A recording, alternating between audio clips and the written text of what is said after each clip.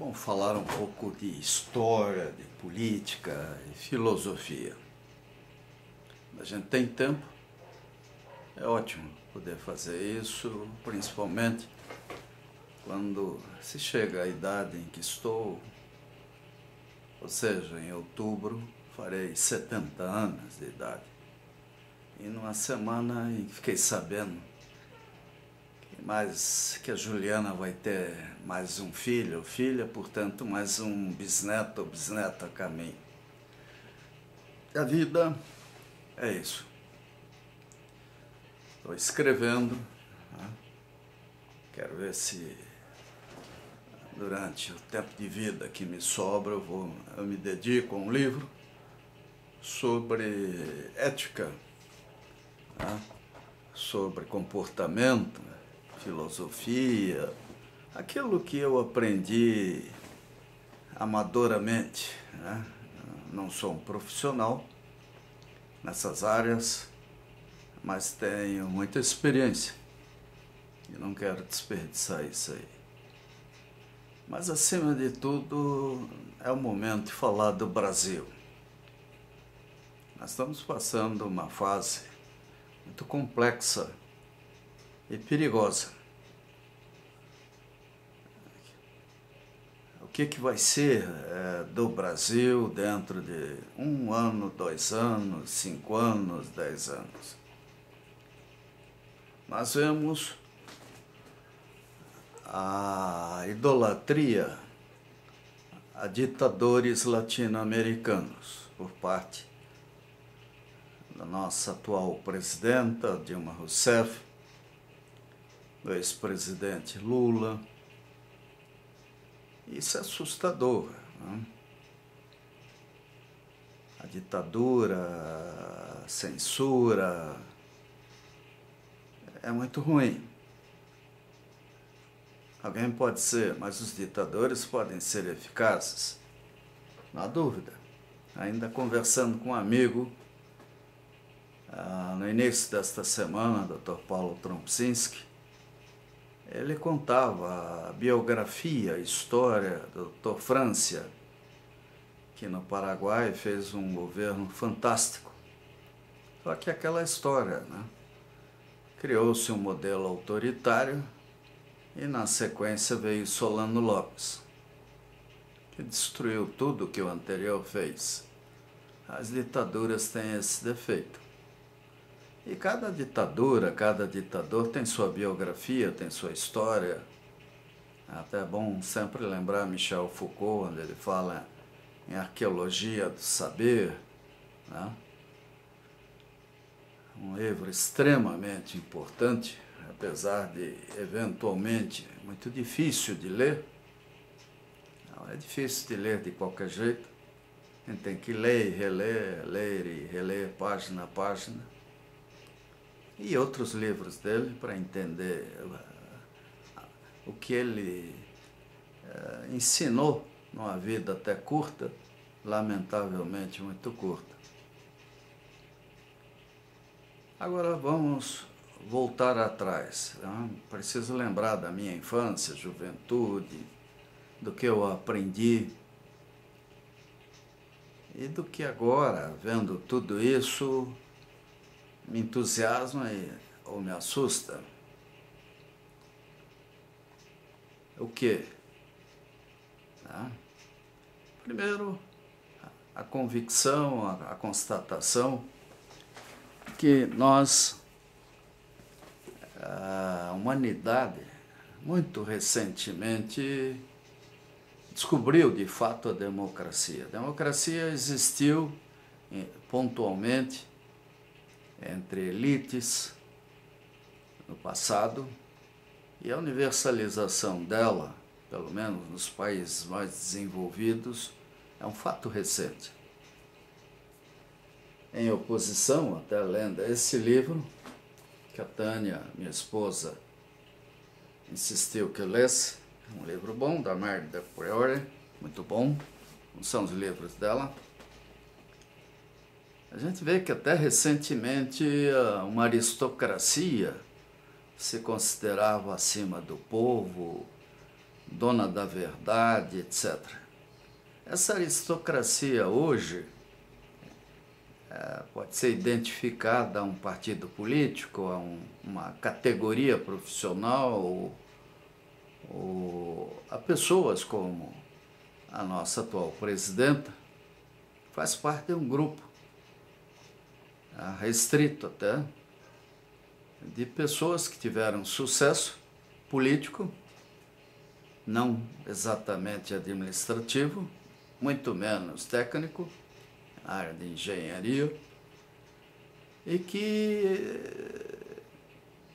e esse é um problema sério da idade, agora se consideram donos da verdade.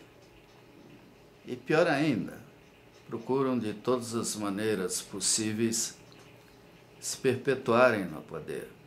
Não esqueço nunca o filme que eu vi sobre François Mitterrand, no final da vida dele, a angústia dele por se sentir desprezado, esquecido. Ele se achava tão importante, como também Charles de Gaulle e outros, que ele não admitia o ocaso da vida. Margaret Thatcher, né? E assim por diante. Nós subimos a montanha, chegamos no cume dela. Essa montanha depende das nossas forças, cada um procura a sua, e por maior ou menor que seja, a partir de um certo momento, a gente é obrigado a descer dela e voltar à planície, se a gente tiver vida suficiente para isso. Não é uma coisa assim muito simpática, agradável, mas ainda, quando a gente convive com pessoas que se afastam da gente, mudam de lado, mudam de ideias quando você não tem mais poder ou riqueza. Isso é nítido. Acho que todo mundo tem histórias para contar sobre isso. Mas e o Brasil? Qual o futuro da democracia? Ainda agora eu estava aqui trabalhando nesse blog, que eu uso para servir de ponte, ligação com outros blogs que eu tenho.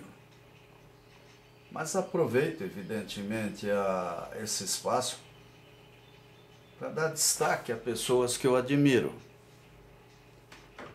E entre elas, Hannah Arendt, fantástica. Ali, a quantidade, tudo quanto é livro que eu pude encontrar dela, eu li. Mulher genial, inteligente, com um bom senso grande, e que ao longo da vida mudou muito. Então, Michel Foucault, como Bertrand Russell, como todas aquelas pessoas que de alguma forma estudam e procuram fazer uma autocrítica permanente, mudam, porque ninguém nasce sabendo. A rigidez intelectual é uma demonstração de fanatismo, de falta de inteligência até. Em pleno século XXI, onde o conhecimento humano aumenta espantosamente dia a dia, a certeza absoluta é inaceitável. Como diria Bertrand Russell, a certeza absoluta é por si só suficiente para impedir qualquer progresso mental naqueles que a possuem. E eu diria, e nós precisamos progredir, nós temos que evoluir.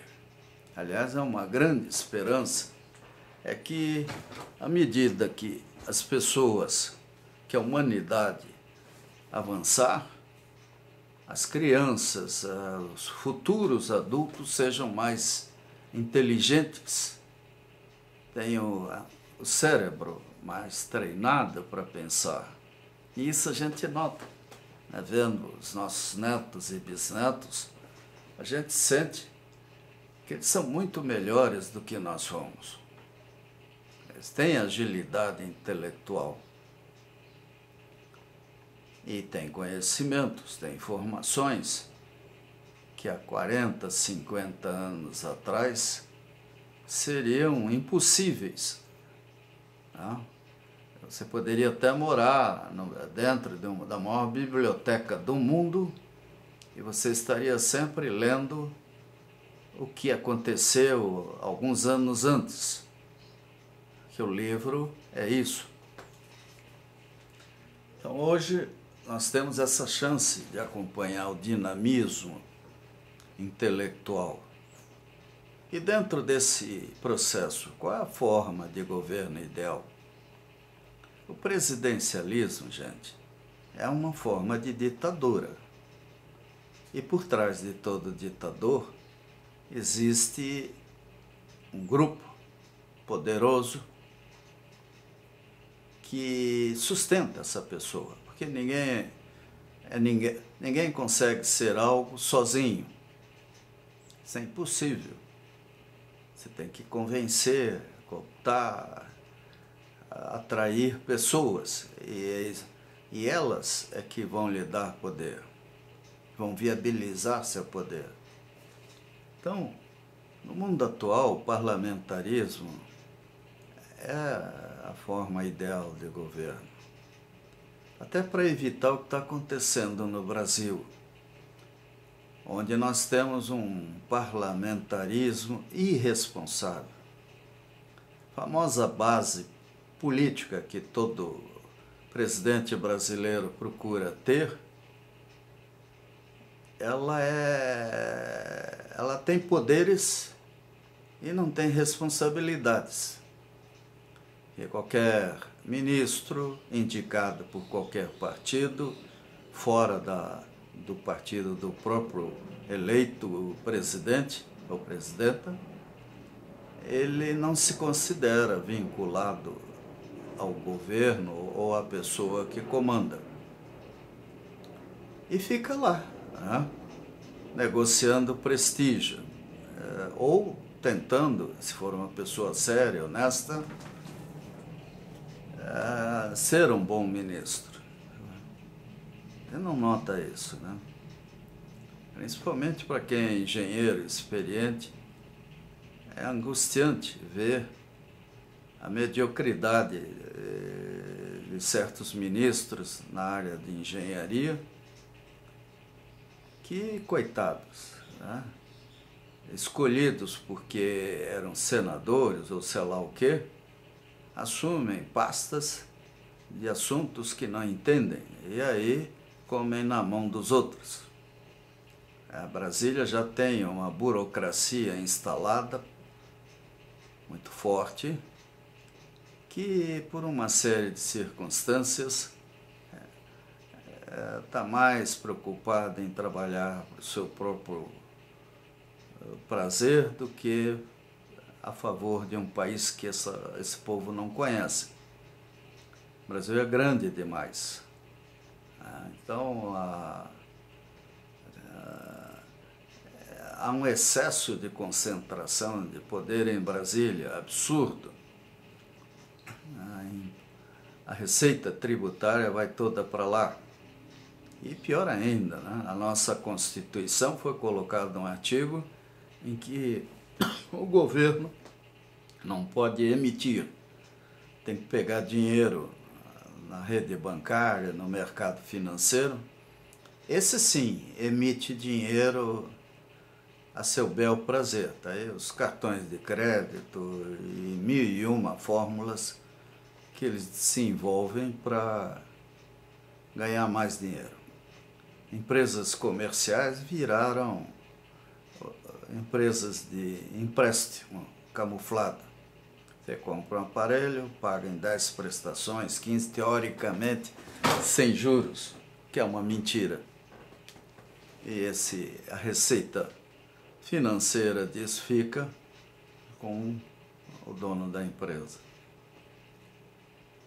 Então o Brasil precisa rever sua lógica de governo. Hannah Arendt até tem um livro sobre a Revolução que ela fala, escrita, sei lá, 50 anos atrás, onde ela pondera sobre a necessidade de tempos em tempos um país passar por um processo revolucionário, que não sei se é muito saudável, né? Mas podemos entender um processo revolucionário como uma revisão drástica da Constituição, da organização política,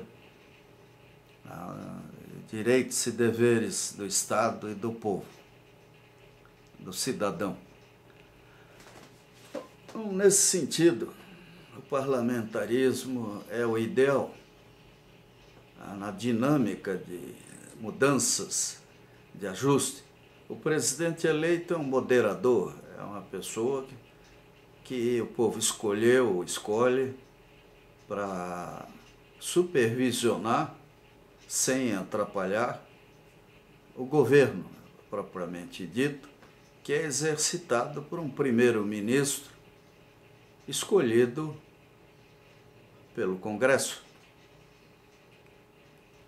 Assim, nós teremos fortalecimento dos partidos políticos e, ao mesmo tempo, eles, e não o presidente da República, terão o peso da qualidade de suas decisões.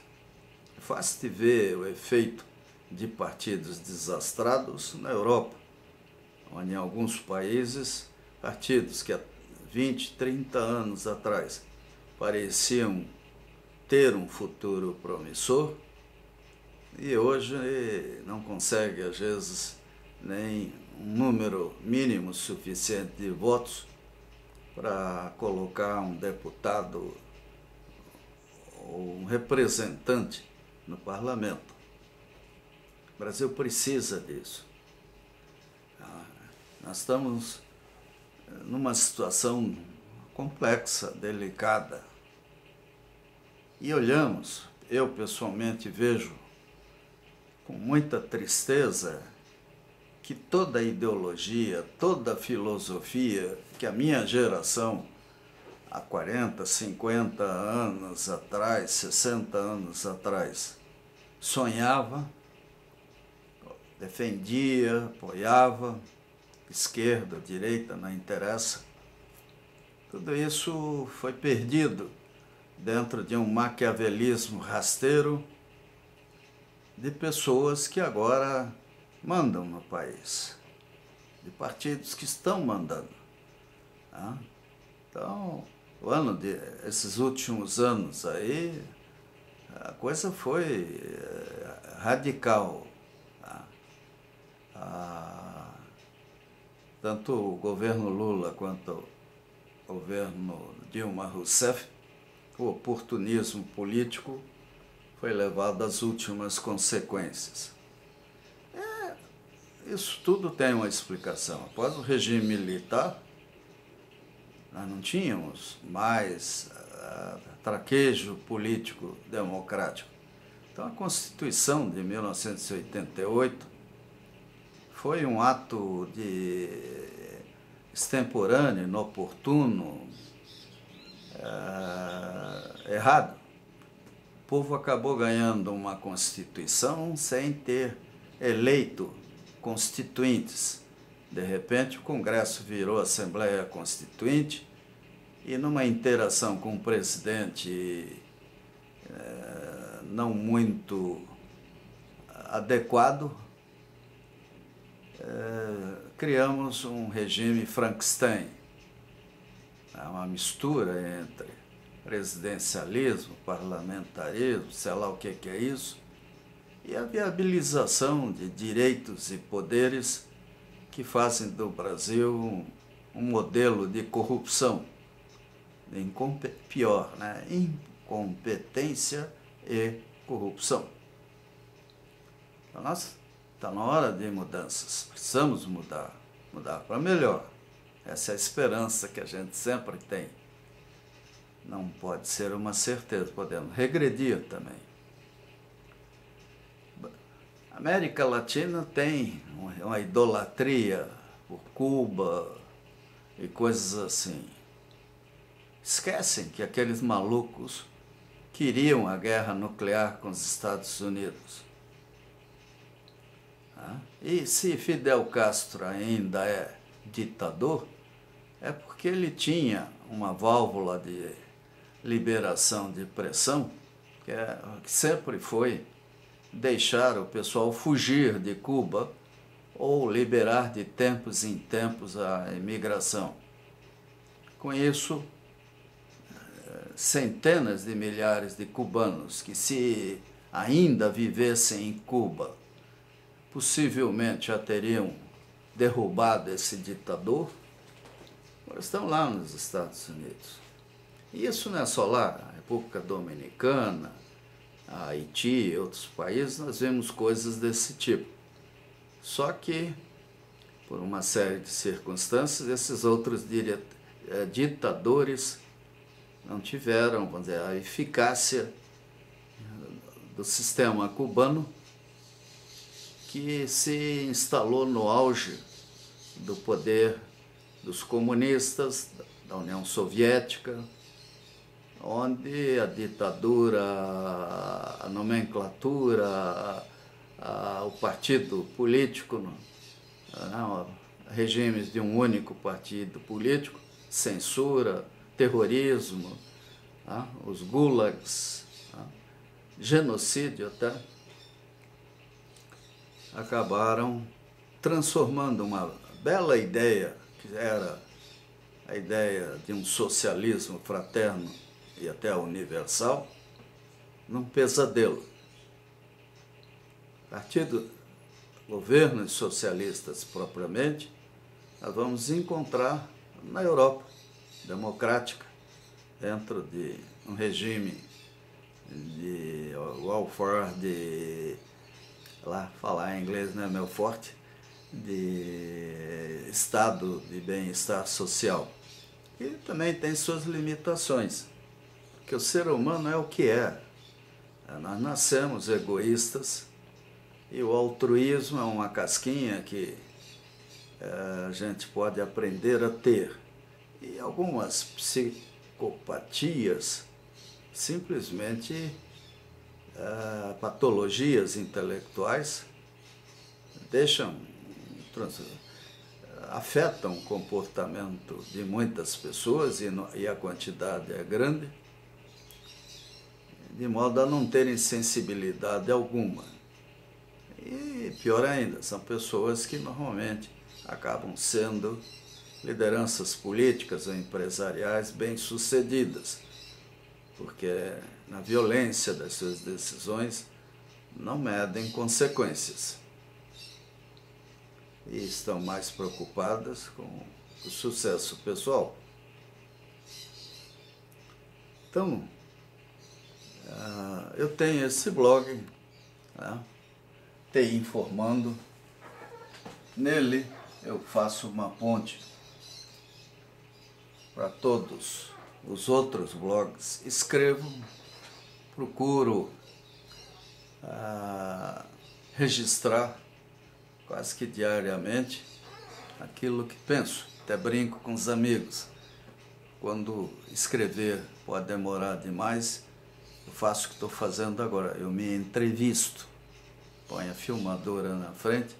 E isso é possível graças a um maravilhoso mundo criado por pessoas fantásticas como Bill Gates, Steve Jobs, ou Zuckerberg, as redes sociais, que agora facilitam, permitem que a gente tenha até livros digitais, algo maravilhoso. Quer dizer, daqui a pouco, em vez da gente gastar uma fortuna com prateleiras, armários, espaços, nós poderemos e já podemos levar um e-book, centenas de livros, sem derrubar uma árvore, sem ocupar espaços e sem o problema da alergia, que infelizmente eu tenho e que fazem com que livros velhos sejam um pesadelo. Então, vamos pensar no Brasil, vamos estudar, vamos acreditar no futuro e vamos aproveitar esse ano de 2014, um ano em que teremos eleições, quem sabe para mais uma etapa revolucionária, como a Hannah Arendt até defende, tá? E não só ela, como um ex-presidente dos Estados Unidos, Thomas Jefferson, se não me engano, já falava isso, para pensar em ajustes que o Brasil está precisando. Inacreditavelmente, na área de energia, nós estamos vendo coisas absurdas, como a implosão da Petrobras, Eletrobras, o risco de racionamento. Voltamos a ter uma situação de caixa ruim, né? Que de uma maneira ingênua nós aceitamos modismos e regras importadas. Nós precisamos pensar no Brasil, pensar filosoficamente e pragmaticamente, né? Atentos à natureza do ser humano, né? O brasileiro não é diferente dos outros, e tentar garantir a vida dos nossos amigos, descendentes, né? E isso me preocupa muito nessa semana em que fiquei sabendo que eu e minha esposa teremos mais um bisneto ou bisneta. Quando a gente chega nessa idade, a gente sabe que o que a gente fizer não será mais para nós, e sim para aqueles que nós amamos. E o importante é que quem tiver capacidade, tenha amor, tenha um senso de fraternidade em relação ao povo brasileiro, que precisa muito da inteligência, da vontade de lutar, da coragem de todos os brasileiros.